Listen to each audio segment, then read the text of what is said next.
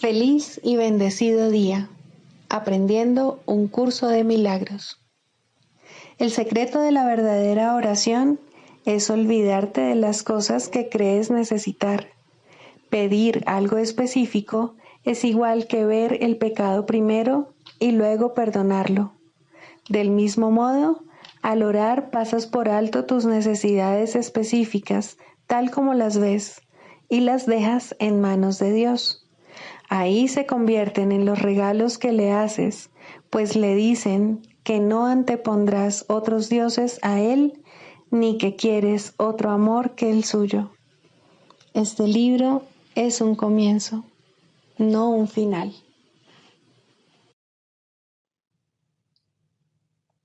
Del prefacio, ¿qué postula? Párrafo 1. ¿Qué postula? Nada real puede ser amenazado. Nada irreal existe. En esto radica la paz de Dios. Así comienza un curso de milagros, el cual establece una clara distinción entre lo real y lo irreal, entre el conocimiento y la percepción. El conocimiento es la verdad y está regido por una sola ley, la ley del amor o Dios. La verdad es inalterable, eterna e inequívoca. Es posible no reconocerla, pero es imposible cambiarla. Esto es así con respecto a todo lo que Dios creó, y solo lo que Él creó es real. La verdad está más allá del aprendizaje porque está más allá del tiempo y de todo proceso. No tiene opuestos, ni principio, ni fin. Simplemente es. Introducción. Este es un curso de milagros. Es un curso obligatorio. Solo el momento en que decides tomarlo es voluntario. Tener libre albedrío no quiere decir que tú mismo puedas establecer el plan de estudios. Significa únicamente que puedes elegir lo que quieres aprender en cualquier momento dado. Este curso no pretende enseñar el significado del amor, pues eso está más allá de lo que se puede enseñar. Pretende, no obstante, despejar los obstáculos que impiden experimentar la presencia del amor, el cual es tu herencia natural. Lo opuesto al amor es el miedo, pero aquello que todo lo abarca no puede tener opuestos. Este curso puede, por lo tanto, resumirse muy simplemente de la siguiente manera. Nada real puede ser amenazado. Nada irreal existe. En esto radica la paz de Dios. Capítulo 1. El significado de los milagros. Primero, principios de los milagros. Principio 46. El Espíritu Santo es el medio de comunicación más elevado. Los milagros no entrañan ese tipo de comunicación debido a que son medios temporales de comunicación. Cuando retornes a la forma original de comunicación con Dios por revelación directa, los milagros dejarán de ser necesarios. Capítulo 7. Los regalos del reino. 1. El último paso. El poder creativo de Dios y el de sus creaciones es ilimitado, pero no existe entre ellos una relación recíproca. Te comunicas plenamente con Dios, tal como Él se comunica contigo. Es este un proceso continuo que compartes con Él, y por el hecho de que lo compartes, te sientes inspirado a crear como Él crea. En la creación, no obstante, no existe una relación recíproca entre tú y Dios, ya que Él te creó a ti, pero tú no lo creaste a Él. Ya te dije que tu poder creativo difiere del suyo solamente en este punto. Incluso en este mundo existe un paralelo. Los padres traen al mundo a sus hijos, pero los hijos no traen al mundo a sus padres. Traen al mundo no obstante a sus propios hijos y, de este modo, procrean tal como sus padres lo hicieran. Si tú hubieses creado a Dios y Él te hubiese creado a ti, el reino no podría expandirse mediante su propio pensamiento creativo. La creación estaría, por lo tanto, limitada y no podría ser co-creador con Dios. De la misma manera en que el pensamiento creador de Dios procede de Él hacia ti, así tu pensamiento creador no puede sino proceder de ti hacia tus creaciones. Solo de esta manera puede extenderse todo poder creativo. Las obras de Dios no son tus obras, pero tus obras son como las suyas. Él creó a la filiación y tú la expandes. Tienes el poder de acrecentar el reino, aunque no de acrecentar a su creador. Reivindicas ese poder cuando te mantienes alerta solo en favor de Dios y de su reino. Al aceptar que tienes ese poder, aprendes a recordar lo que eres. A tus creaciones les corresponde estar en ti del mismo modo en que a ti te corresponde estar en Dios. Tú eres parte de Dios, tal como tus hijos son parte de sus hijos. Crear es amar. El amor se extiende hacia afuera simplemente porque no puede ser contenido. Nunca deja de fluir porque es ilimitado. El amor crea para siempre, aunque no en el tiempo. Las creaciones de Dios han existido siempre porque Él ha existido siempre. Tus creaciones han existido siempre porque tú solo puedes crear como Dios crea. La eternidad es tuya porque Él te creó eterno. El ego, por otra parte, siempre exige derechos recíprocos, ya que es competitivo en vez de amoroso. Está siempre dispuesto a hacer tratos, pero no puede comprender que ser igual a otro significa que no es posible hacer ningún trato al respecto. Para ganar tienes que dar, no regatear. Regatear es imponer límites en lo que se da, y eso no es la voluntad de Dios. Disponer lo mismo que Dios es crear como Él. Dios no limita en modo alguno sus regalos. Tú constituyes sus regalos. Por consiguiente, tus regalos son necesariamente como los suyos. Los regalos que le haces al reino no pueden sino ser como los regalos que Él te hace a ti. Yo le di al reino únicamente amor porque creí que eso era lo que yo era. Lo que tú crees ser determina los regalos que haces, y si Dios te creó extendiéndose a sí mismo hasta dar lugar a lo que eres, solo puedes extenderte a ti mismo tal como Él lo hizo. Solo la dicha aumenta eternamente, pues la dicha y la eternidad son inseparables. Dios se extiende hacia afuera más allá de todo límite y más allá del tiempo, y tú, que eres co-creador con Él, extiendes su reino eternamente y más allá de todo límite. La eternidad es el sello indeleble de la creación. Los eternos son felices y viven en paz eternamente. Pensar como Dios es compartir su certeza acerca de lo que eres, y crear como Él es compartir el amor perfecto que Él comparte contigo. Hacia esto te conduce el Espíritu Santo para que tu dicha sea total, porque el reino de Dios es íntegro. He dicho que el último paso en el redespertar al conocimiento lo da Dios. Esto es verdad, pero es difícil de explicar con palabras porque las palabras son símbolos y lo que es verdad no necesita explicación. El Espíritu Santo, no obstante, tiene la tarea de traducir lo inútil a lo útil, lo que no tiene significado a lo significativo y lo temporal a lo eterno. El Espíritu Santo puede, por consiguiente, decirte algo acerca de este último paso. Dios no da pasos porque sus obras no se realizan de forma gradual. No enseña porque sus creaciones son inalterables. No hace nada al final porque Él creó primero y para siempre. Debe entenderse que la palabra primero, cuando se aplica a Dios, no es un concepto temporal. Él es el primero en el sentido de que es el primero en la Santísima Trinidad. Es el creador principal porque creó a sus co-creadores. De ahí que el tiempo no le ataña a él ni a lo que él creó.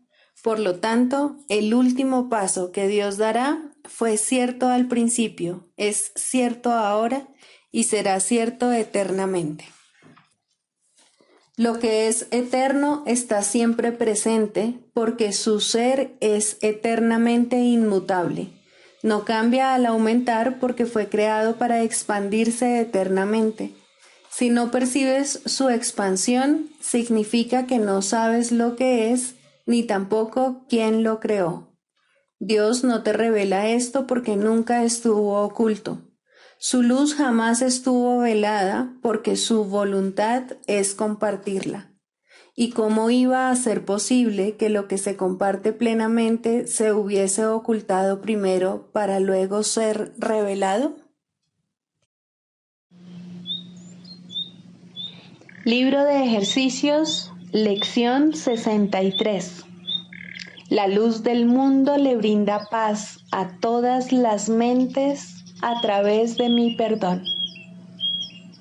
Cuán santo eres tú que tienes el poder de brindar paz a todas las mentes. Cuán bendito eres que puedes aprender a reconocer los medios por lo que esto se puede lograr a través de ti. ¿Qué otro propósito podrías tener que pudiese brindarte mayor felicidad? Ciertamente eres la luz del mundo con semejante función. El Hijo de Dios apela a ti para su redención. En tus manos está poder concedérsela porque te pertenece. No aceptes en su lugar ningún propósito trivial ni ningún deseo insensato, o te olvidarás de tu función y dejarás al Hijo de Dios en el infierno. No se te está haciendo una petición vana, se te está pidiendo que aceptes la salvación para que así la puedas dar. Puesto que reconocemos la importancia de esta función, estaremos más que dispuestos a recordarla tan a menudo como nos sea posible a lo largo del día. Empezaremos el día reconociendo nuestra función y lo concluiremos pensando en ella. Repetiremos lo siguiente tantas veces como nos sea posible en el transcurso del día. La luz del mundo le brinda paz a todas las mentes a través de mi perdón. Yo soy el instrumento que Dios ha designado para la salvación del mundo. Si cierras los ojos, probablemente te resultará más fácil dejar que acudan a tu mente pensamientos afines durante el minuto o dos que debes dedicar a reflexionar sobre esto. No obstante, no esperes a que se presente tal oportunidad. No se debe perder ni una sola ocasión para reforzar la idea de hoy. Recuerda que el Hijo de Dios apela a ti para su salvación. ¿Y quién, sino tu ser, es el Hijo de Dios?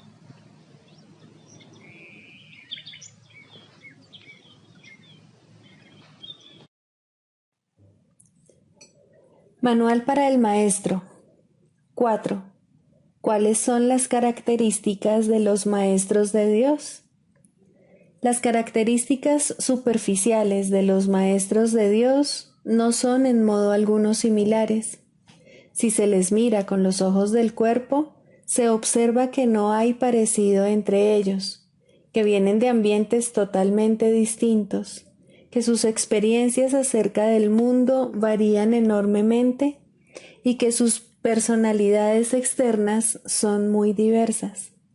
Durante las primeras etapas en el desempeño de su función como maestros de Dios, no han adquirido todavía las profundas características que los establecerán como lo que son.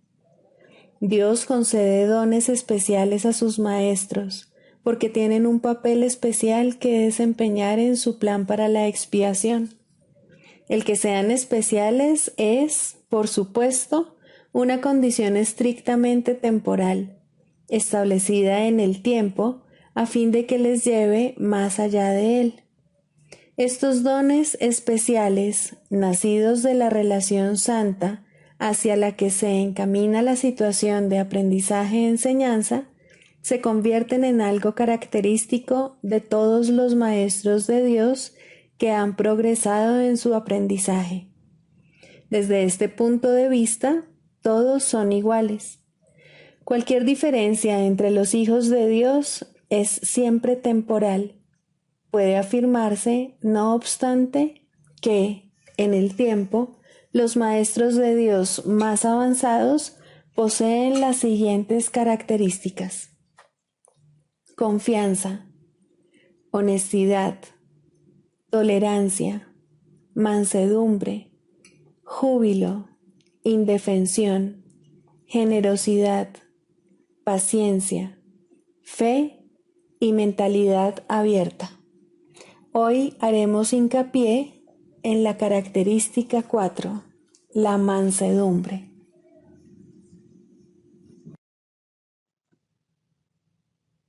Del Manual para el Maestro, pregunta 4. ¿Cuáles son las características de los maestros de Dios? 4. Mansedumbre. Para los maestros de Dios, el daño es algo imposible. No pueden infligirlo ni sufrirlo.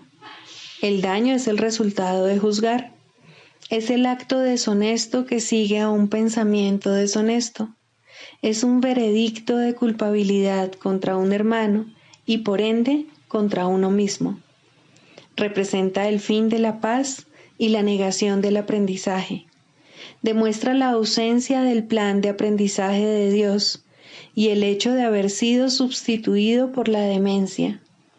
Todo maestro de Dios tiene que aprender, y bastante pronto en su proceso de formación, que hacer daño borra completamente su función de su conciencia. Hacer daño le confundirá y le hará abrigar sospechas y sentir ira y temor. Hará que le resulte imposible aprender las lecciones del Espíritu Santo. Tampoco podrá oír al Maestro de Dios, quien solo puede ser oído por aquellos que se dan cuenta de que hacer daño, de hecho, no lleva a ninguna parte y de que nada provechoso puede proceder de ello. Los maestros de Dios, por lo tanto, son completamente mansos. Necesitan la fuerza de la mansedumbre, pues gracias a ella, la función de la salvación se vuelve fácil. Para los que hacen daño, llevar a cabo dicha función es imposible. Pero para quienes el daño no tiene significado, la función de la salvación es sencillamente algo natural. ¿Qué otra elección, sino esta, tiene sentido para el que está en su sano juicio? ¿Quién, de percibir un camino que conduce al cielo, elegiría el infierno? ¿Y quién elegiría la debilidad que irremediablemente resulta de hacer daño cuando puede elegir la fuerza infalible, todo abarcante e ilimitada de la mansedumbre? El poder de los maestros de Dios radica en su mansedumbre, pues han entendido que los pensamientos de maldad no emanan del Hijo de Dios ni de su Creador. Por lo tanto, unen sus pensamientos a aquel que es su fuente, y así su voluntad, que siempre fue la de Dios, queda libre para ser como es.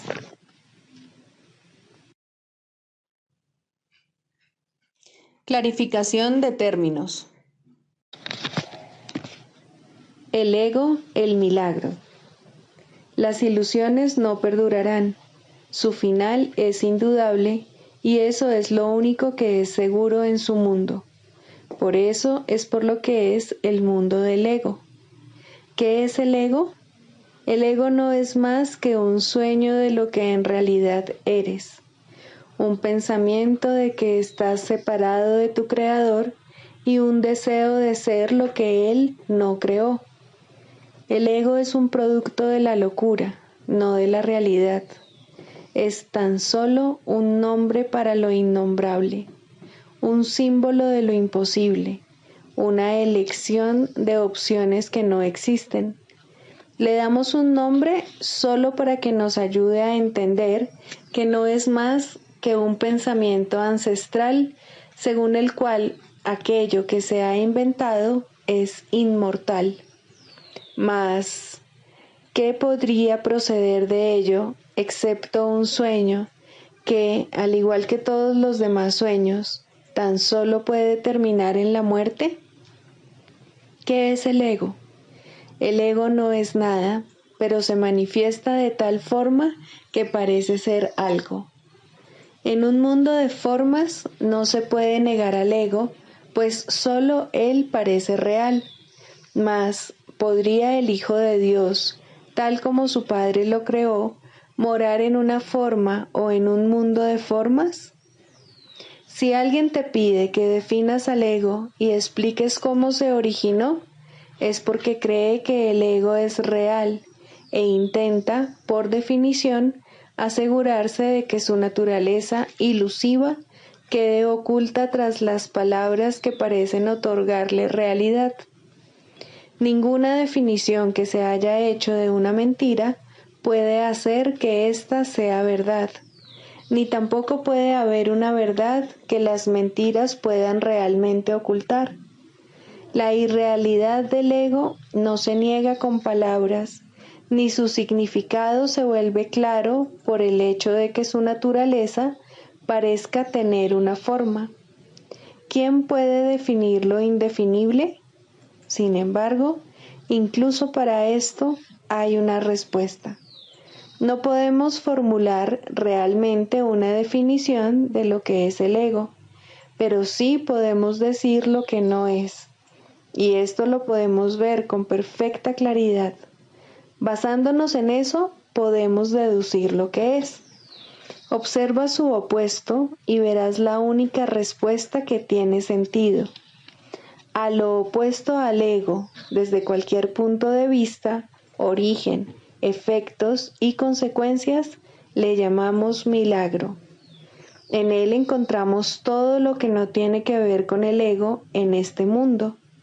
El milagro es lo opuesto al ego, y solo en él podemos observar lo que era el ego, pues en él vemos lo que éste aparentemente hacía, y la causa y sus efectos no pueden sino seguir siendo una misma cosa. Donde antes había obscuridad, ahora veremos luz. ¿Qué es el ego? Lo que antes era la obscuridad. ¿Dónde está el ego? Donde antes estaba la oscuridad. ¿Qué es ahora y dónde puede encontrársele? No es nada y no se le puede encontrar en ninguna parte. Ahora la luz ha llegado y su opuesto se ha ido sin dejar ni rastro. Donde antes había maldad, ahora hay santidad. ¿Qué es el ego?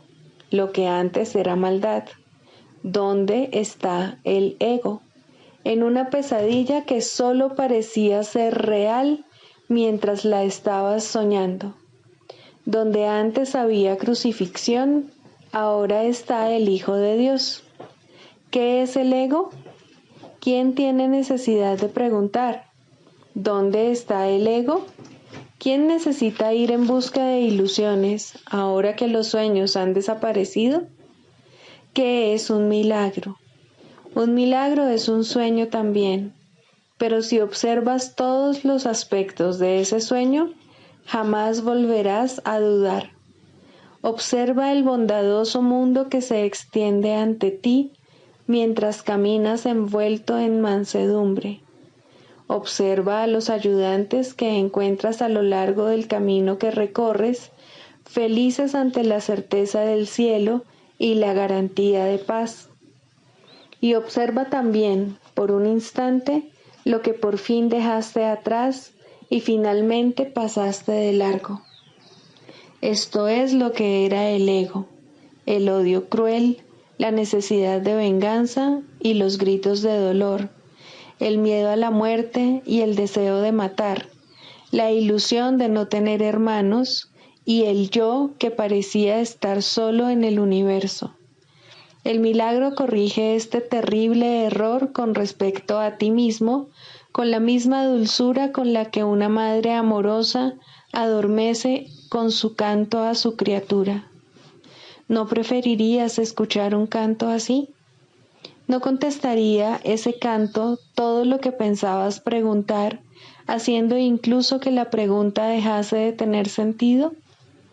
Tus preguntas no tienen respuesta, ya que han sido planteadas para acallar la voz de Dios, la cual nos hace a todos una sola pregunta. ¿Estás listo ya para ayudarme a salvar el mundo? Pregunta esto en vez de preguntar qué es el ego, y verás un súbito resplandor envolver al mundo que el ego fabricó. Ahora no se le niega a nadie ningún milagro. El mundo se ha salvado de todo lo que tú pensabas que era, y lo que es ha sido siempre absolutamente puro y jamás ha sido condenado. El milagro perdona, el ego condena. No se necesita ninguna otra definición para ninguno de ellos excepto esta.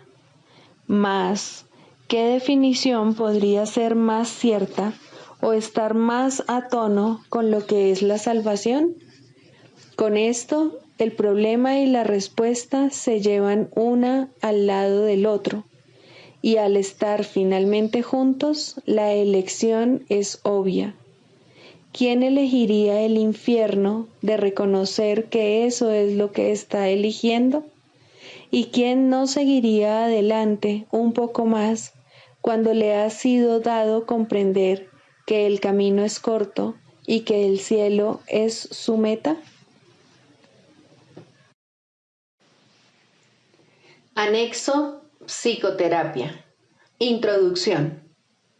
La psicoterapia es la única forma de terapia que existe, puesto que solo la mente puede estar enferma, solo la mente puede ser sanada, solo la mente tiene necesidad de sanación. Este no parece ser el caso, pues las manifestaciones de este mundo parecen bastante reales. La psicoterapia es necesaria para que un individuo pueda comenzar a cuestionar su realidad. Algunas veces puede comenzar a abrir su mente sin ayuda formal, pero incluso entonces es siempre algún cambio en su percepción de las relaciones interpersonales lo que le permite hacerlo. Algunas veces necesita una relación más estructurada y extensa con un terapeuta oficial. En ambos casos, la tarea es la misma. El paciente debe ser ayudado a cambiar la idea acerca de la realidad de las ilusiones. El canto de la oración. 1. La oración. Introducción.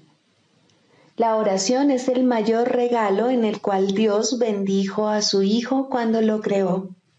Ya era entonces aquello que habría de llegar a ser, la única voz que el Creador y la creación comparten, el canto que el Hijo entona al Padre, quien devuelve las gracias que el canto le brinda.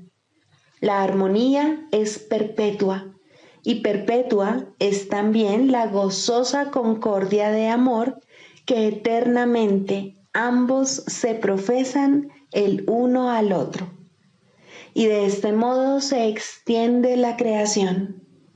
Dios da gracias a su extensión en su Hijo. El Hijo da gracias por su creación en el canto que entona mientras crea en nombre de su Padre. El amor que comparten es lo que toda oración habrá de ser por toda la eternidad, cuando al tiempo le llegue su fin, porque así era antes de que el tiempo pareciese existir. Para ti que te encuentras brevemente en el tiempo, la oración toma la forma que mejor satisfaga tu necesidad. Solo tienes una. Lo que Dios creó uno debe reconocer su unidad y alegrarse de que lo que las ilusiones parecían separar es uno por siempre en la mente de Dios. La oración debe ser ahora el medio por el que el Hijo de Dios abandona sus metas e intereses separados y se dirige en santo júbilo a la verdad de la unión con su Padre y consigo mismo. Abandona tus sueños, Santo Hijo de Dios, y alzándote tal como Dios te creó, prescinde de los ídolos y acuérdate de Él. La oración te sustentará ahora y te bendecirá según elevas tu corazón a Él en un canto ascendente que se eleva muy alto y luego más alto aún, hasta que tanto lo alto como lo bajo desaparecen. La fe en tu objetivo crecerá y te apoyará a medida que asciendas por la luminosa escalera que te lleva a las praderas celestiales y al umbral de la paz. Pues esto es la oración, y ahí se encuentra la salvación. Este es el camino, este es el regalo que Dios te hace. Primero, la verdadera oración. La oración es un camino que ofrece el Espíritu Santo para llegar a Dios. No es simplemente una petición o una súplica. No tendrá éxito hasta que te des cuenta de que no pide nada. ¿De qué otra manera, si no, podría cumplir su propósito? Es imposible rezar por ídolos y esperar llegar a Dios. La verdadera oración debe evitar la trampa de convertirse en una súplica. Pide más bien recibir lo que ya ha sido dado, aceptar lo que ya está ahí. Se te ha dicho que le pidas al Espíritu Santo la respuesta a cualquier problema específico y que recibirás una respuesta específica si tal es tu necesidad. Se te ha dicho también que solo hay un problema y solo una solución. En lo que respecta a la oración, esto no es contradictorio. En este mundo hay que tomar decisiones y hay que tomarlas, tanto si son ilusorias como si no. No se te puede pedir que aceptes respuestas que se encuentran más allá del nivel de necesidad que puedes reconocer. Por lo tanto, no es la forma de la petición lo que importa, ni tampoco cómo se hace. La forma de la respuesta, si es que procede de Dios, satisfará tu necesidad tal como tú la percibas. Mas ello es simplemente un eco de la respuesta de su voz. El verdadero sonido es siempre un canto de acción de gracias y de amor. No puedes, por lo tanto, pedir el eco. El canto es lo que constituye el regalo. Con él vienen las resonancias, las armonías, los ecos, mas todo eso es secundario. En la verdadera oración solo escuchas el canto. Lo demás simplemente se agrega. Has buscado primero el reino de los cielos y todo lo demás ciertamente se te ha dado por añadidura. El secreto de la verdadera oración es olvidarte de las cosas que crees necesitar. Pedir algo específico es igual que ver el pecado primero y luego perdonarlo.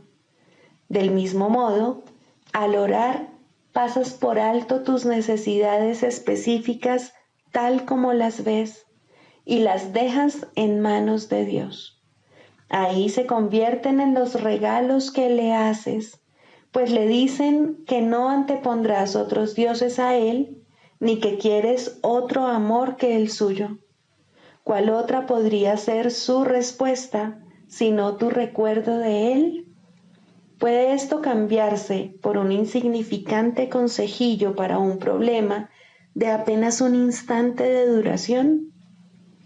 La respuesta de Dios es para toda la eternidad. Sin embargo, todas las pequeñas respuestas están contenidas en ella. Orar es hacerse a un lado, un abandonarse, un momento de sosegada escucha y amor. No debe confundirse con súplicas de ninguna clase, ya que es una manera de recordar tu santidad. ¿Por qué habría de suplicar la santidad cuando tiene pleno derecho a todo lo que el amor ofrece?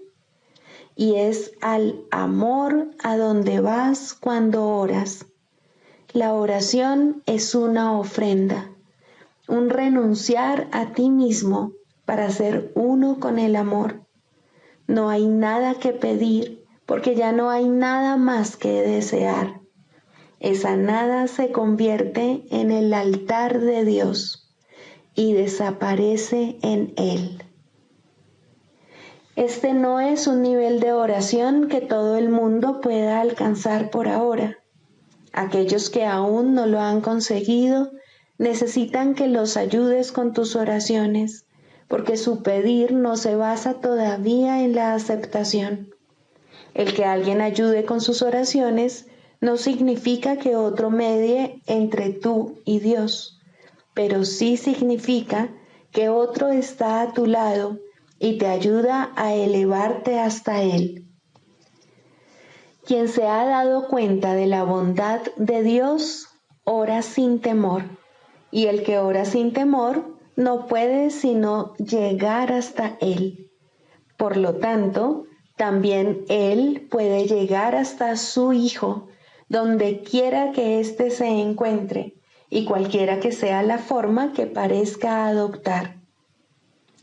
Orar a Cristo en cualquiera es una verdadera oración, porque constituye un regalo de agradecimiento a su Padre. Pedir que Cristo no sea sino Él mismo no es una súplica, es un canto de gratitud por lo que eres. En esto radica el poder de la oración.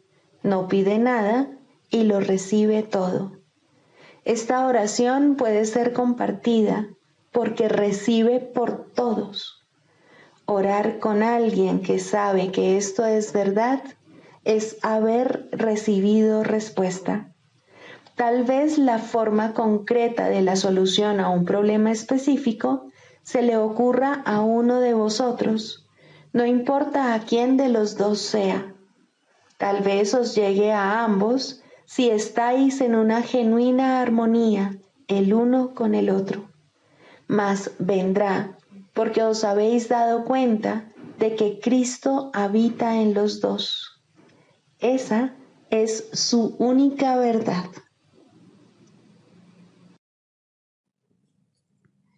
Sigamos a Jesús haciendo del perdón algo tan natural como respirar y algo tan vital como el aire. Amén.